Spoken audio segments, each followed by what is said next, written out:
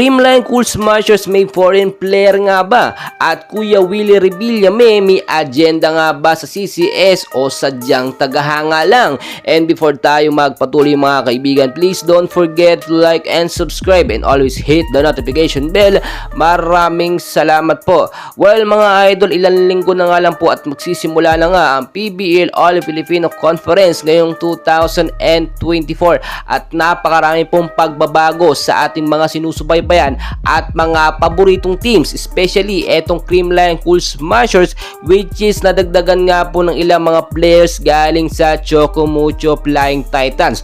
Bukod po sa dadagdag sa kanila na players, no, meron din pong naispatan or meron din pong lumabas na balita, no, na may foreign player nga daw po etong Creamline Cool Smashers na makakasama nila ngayong conference.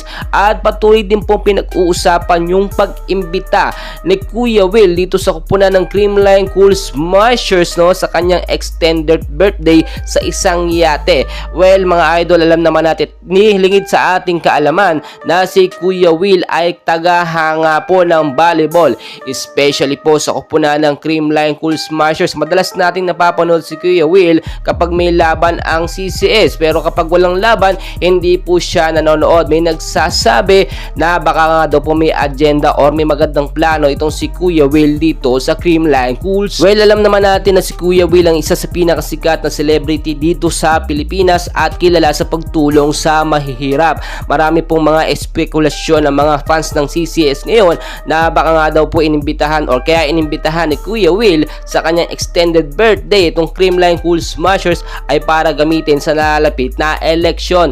Well, umapila dyan ng mga fans, no, at hindi daw gagawin yun ng Creamline Cool Smashers at hindi magpapagamit sa mga politiko. Tingnan nyo mabuti, no, etong si Kuya Will ay talagang palakaibigan at diehard fans ng Creamline Cool Smashers. Ang CCS naman ay napaka mapagbigay, no. Kung mga request ng mga fans, may nagbibigyan nila how much more itong si Kuya Will na maraming natutulungan ng mga mahihirap na tao.